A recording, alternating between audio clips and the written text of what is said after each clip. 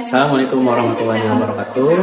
Pada kesempatan kali ini, izinkan kami untuk mempresentasikan sebuah presentasi yang berjudul Faktor-faktor yang mempengaruhi pertumbuhan ekonomi di Singapura. Izin perkenalkan, nama saya Biru Gading Arjukolbi, kemudian di sini ada rekan saya Sabil, ada Suci, ada Via, dan juga Viko. Langsung saja kita masuk ke bagian pendahuluan. Check it out. Halo, di sini saya akan menjelaskan tentang latar belakang gimana peristiwa ekonomi dan perkembangan sejarahnya Singapura. Jadi, sejarah ekonomi Singapura itu khususnya pada abad ke-20 ditandai sama beberapa transformasi signifikan yang dipengaruhi juga sama peristiwa dan kebijakan sejarah. Salah satu tantangannya itu adalah dalam mempelajari sejarah ini itu adalah kurangnya data ekonomi yang komprehensif. Nah, terutama untuk periode sebelum kemerdekaan Singapura di 1965. Di sini ada dua aspek penting dari pembangunan ekonomi Singapura. Yang pertama adalah hubungan antara ketidakstabilan ekonomi dan pertumbuhan. Yang penting buat memahami gimana faktor eksternal dan internal mempengaruhi ekonomi Singapura. Yang kedua, berfokus sama kebijakan fiskal pemerintahan dan perannya dalam mendorong pertumbuhan ekonomi. Nah, dengan menganalisis elemen-elemen ini memungkinkan atau menjelaskan tentang gimana Singapura menavigasi tantangan dan memanfaatkan peluang untuk mendorong pertumbuhan ekonomi. Salah satu elemen kunci yang disorot dalam hal ini adalah lokasi geografis strategis Singapura. Jadi Singapura itu tuh punya posisi yang ada di persimpangan atau di pertigaan gitu. Jadi ini mengunggulkan Singapura dalam hal geografisnya. Nah, tidak hanya memperkuat kedudukan ekonominya, tapi juga memungkinkan Singapura buat menegaskan kehadiran geopolitik yang kuat di kawasan tersebut. Ini mencatat kalau keunggulan geografis itu tuh punya peran yang penting banget dalam hubungan perdagangan, yang penting buat pertumbuhan ekonomi juga. Pada awalnya, negara Singapura merupakan pulau kecil yang hanya dihuni oleh sekitar 150 nelayan Melayu dan beberapa pedagang Tionghoa ketika Sir Strangford Raffles mendirikan pos perdagangan Inggris di sana pada tahun 1819. Ekonomi Singapura dibangun di atas gagasan interport trade atau perdagangan transit yang memanfaatkan posisi geografis strategisnya di Selat Malaka selama era kolonial Inggris hingga tahun 1965. Ekonomi kolonial sangat bergantung pada perdagangan opium yang menguntungkan pemerintah kolonial, ekspor karet dan timah dari semenanjung Malaya dan rempah-rempah dari kepulauan Indonesia. Ekonomi bergantung pada aktivitas pelabuhan sebagai tempat transit barang, tetapi belum ada upaya yang signifikan untuk mengembangkan industri manufaktur atau ekonomi yang lebih kompleks. Setelah Singapura memperoleh kemerdekaan, tepatnya pada 9 Agustus tahun 1965, ekonominya sangat buruk dan menantang. Dengan PDB per kapitanya itu hanya sekitar 500 US dollar. Negara yang baru lahir ini menghadapi tingkat pengangguran yang mencapai 12-15% dari seluruh angkatan kerja. Kemudian ekonomi yang sangat tergantung pada perdagangan transit tradisional yang membuatnya sangat rentan terhadap perubahan dari luar. Kondisi ekonomi yang sudah sulit semakin diperparah oleh kurangnya infrastruktur dan fasilitas industri. Kemudian pada saat ini struktur ekonomi didominasi oleh sektor tersier seperti perdagangan dan juga jasa yang menyumbang 60% dari PDB, serta di sisi lain manufaktur masih sangat lemah yang mana hanya menyumbang 50% dari output ekonomi secara keseluruhan. Singapura memiliki masalah besar karena tidak memiliki sumber daya alam seperti gas, minyak, atau mineral berharga lainnya. Pengembangan industri besar sangat dihalangi oleh luas lahan yang sangat terbatas yang hanya sebesar 720 km persegi. Sangat rentan secara ekonomi jika kita bergantung hanya kepada impor untuk memenuhi kebutuhan dasar kita seperti air dan juga makanan.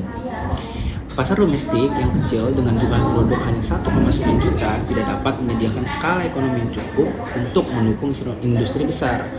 Tingkat kemiskinan juga yang tinggi, banyak keluarga yang tinggal di perkampungan kumuh, akses terbatas ke pendidikan dan fasilitas kesehatan yang buruk adalah contoh dari kondisi sosial ekonomi masyarakat yang buruk di sana. Kemudian pemisahan dari Malaysia pada tahun 1965 memiliki dampak ekonomi yang besar dan memperburuk keadaan yang sudah buruk. Peluang investasi dan ekspor berkurang karena kurangnya akses ke pasar domestik Malaysia, aktivitas ekonomi semakin terganggu karena ketegangan politik pasca pemisahan yang mengganggu perdagangan di wilayah tersebut. Kekhawatiran investor terhadap stabilitas politik menyebabkan penurunan investasi asing dan konstruksi aktivitas ekonomi di berbagai sektor. Kemudian pemerintah Singapura di bawah kepemimpinan pada saat itu yaitu Lee Kuan Yew dipaksa untuk mengembangkan strategi pembangunan ekonomi yang radikal dan menyeluruh sebagai akibat dari kondisi ekonomi yang rapuh dan penuh tantangan ini. Terakhir, strategi ini sekaligus menjadi dasar bagi transformasi ekonomi yang luar biasa selama 10 tahun berikutnya di Singapura. Oke, berikutnya faktor yang mempengaruhi pertumbuhan ekonomi Singapura. Restrukturisasi sektor industri Singapura sudah mulai memiliki tenaga ahli industri yang sebelumnya sudah dikirim ke beberapa negara melalui program Joint Government Training Center seperti ke India, Belanda, Jerman. Karena itu pemerintah memandang bahwa sudah saatnya dilakukan restrukturisasi sektor industri melalui pengurangan tenaga ahli asing secara bertahap. Sementara kemudahan untuk investasi tetap diberikan kepada calon investor asing dan juga Singapura menjalin kerjasama dengan Jepang, Jerman, dan Perancis. Dengan mendirikan Jerman Singapore Institute, French Singapore Institute dan Jepang Singapore Institute tujuannya adalah untuk mendidik tenaga muda Singapura sehingga memiliki kemampuan di bidang elektronik, engineering, dan manajemen.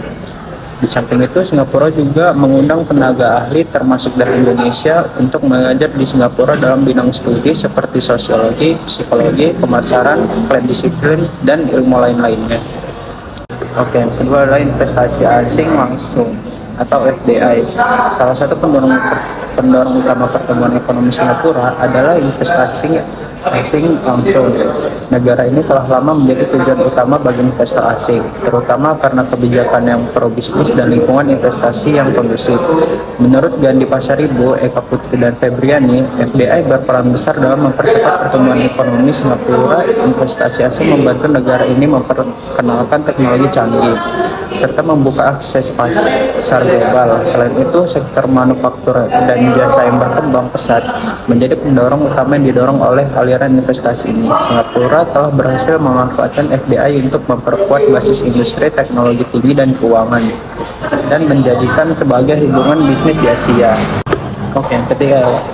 Yang ketiga adalah letak geografis yang strategis. Letak geografis Singapura yang sangat strategis di Asia Tenggara merupakan salah satu faktor utama yang mendukung pertumbuhan ekonomi di negara ini. Singapura terletak di persimpangan jalur pelayaran utama di antara Asia dan dunia yang menghubungkan Samudra Pasifik dan Samudra Hindia. Posisi ini memberikan Singapura keunggulan sebagai pusat perdagangan internasional, menjadikan sebagai pintu gerbang utama antara Asia dan pasar global. Sebagai salah satu negara dengan pelabuhan terbesar dan tersibuk di dunia, Singapura mengelola perbagian besar aktivitas perdagangan internasional yang melibatkan negara-negara di kawasan Asia serta Eropa dan Amerika. Pelabuhan Singapura terintegrasi dengan fasilitas logistik modern mempermudah aliran barang dari dan ke seluruh dunia. Ini menjadikan Singapura sebagai hubungan utama untuk transshipment, yaitu pemindahan barang dari satu kapal ke kapal lainnya yang menuju ke tujuan akhir. Keberadaan pelabuhan yang efisien ini tidak hanya mendukung perdagangan barang, tapi juga memperkuat sektor jasa logistik dan distribusi yang menjadi salah satu penyumbang terbesar dalam ekonomi Singapura. Selanjutnya ada gambaran perekonomian Singapura sekarang. Yang pertama ada perekonomian. Singapura menunjukkan ketahanan ekonomi pada tahun 2024 dengan pertumbuhan PDB 4,4%, naik dari 1,8% pada tahun 2023. Pertumbuhan tersebut ditopang oleh sektor perdagangan grosir, keuangan, asuransi, serta manufaktur, terutama di bidang elektronik. Nah, pemerintah memberikan berbagai stimulus seperti transfer rumah tangga dan peningkatan tabungan pensiun. Inflasi inti menurun menjadi 2-3% dan pengangguran tetap rendah di angka 2%. Meski ada PHK di sektor teknologi, surplus fiskal tercatat SGD 6,4 miliar dengan peningkatan pendapatan dari pajak penghasilan perusahaan. Meskipun utang publik tinggi 175,2% dari PDB, sebagian besar berupa obligasi jangka panjang untuk membangun pasar keuangan domestik. Nah, tantangan sosial mencakup ketimpangan pendapatan, penuaan penduduk, dan tekanan imigrasi. Lalu selanjutnya ada sektor industri utama. Ekonomi Singapura didominasi sektor jasa sebesar 72,4% PDB, diikuti industri sebesar 22,4%. Sektor jasa meliputi keuangan, perdagangan, transportasi, dan juga komunikasi. Industri manufaktur khususnya elektronik dan petrokimia menjadi tulang punggung industri dengan pertumbuhan manufaktur sebesar 4,3% dan konstruksi 4,5% pada tahun 2024. Sektor pertanian sangat kecil 0%, namun negara berupaya meningkatkan ketahanan pangan melalui aquaculture. Selanjutnya ada perdagangan luar negeri. Perdagangan menyumbang 311% dari PDB dengan ekspor utama meliputi sirkuit terpadu, minyak bumi, dan mesin semikonduktor. Pada tahun 2023, ekspor barang mencapai 476,2 miliar US dollar dan jasa sebesar 328 miliar US dollar. Penurunan terjadi pada ekspor jasa transportasi, tapi dikompensasi oleh sektor perjalanan dan jasa keuangan. Ekspor non-migas pada tahun 2024 itu tumbuh sebesar 0,2% dengan ekspor elektronik naik 8,2%. Lalu mitra dagang utama itu adalah Tiongkok, Hong Kong, Amerika Serikat, Malaysia, dan Indonesia. Singapura bergabung dalam RCEP untuk memperluas akses pasarnya. Singapura telah mengalami perubahan besar dari pelabuhan kecil menjadi negara maju dengan ekonomi berbasis teknologi yang tinggi. Sebelum kemerdekaan pada tahun 1965, Singapura menghadapi berbagai tantangan ekonomi seperti yang pertama, ketergantungan pada perdagangan transit, yang kedua, ketiadaan sumber daya alam yang mencukupi, lalu yang terakhir, infrastruktur yang terbatas. Krisis ekonomi pasca pemisahan dari Malaysia mendorong pemerintah untuk menyusun strategi pembangunan yang komprehensif. Reformasi ekonomi didorong oleh restrukturisasi industri, peningkatan keterampilan tenaga kerja melalui pelatihan internasional, serta kebijakan menarik investasi asing langsung, yaitu FDI. Keunggulan geografis dan pendekatan pro-bisnis memperkuat posisi Singapura dalam perdagangan global. Investasi di sektor teknologi, pendidikan, dan infrastruktur menjadi kunci utama modernisasi ekonomi dari negara Singapura. Kini, Singapura memiliki ekonomi yang kuat dan stabil dengan PDB yang terus tumbuh dan tingkat pengangguran yang cukup rendah. Ekonominya didominasi oleh sektor jasa dan manufaktur berteknologi tinggi serta perdagangan luar negeri yang besar. Meskipun dihadapkan pada tantangan sosial dan fiskal, Singapura tetap menjadi salah satu pusat ekonomi terkemuka di dunia. Sekian pemaparan dari kelompok kami. Terima kasih sudah menonton. Assalamualaikum warahmatullahi wabarakatuh.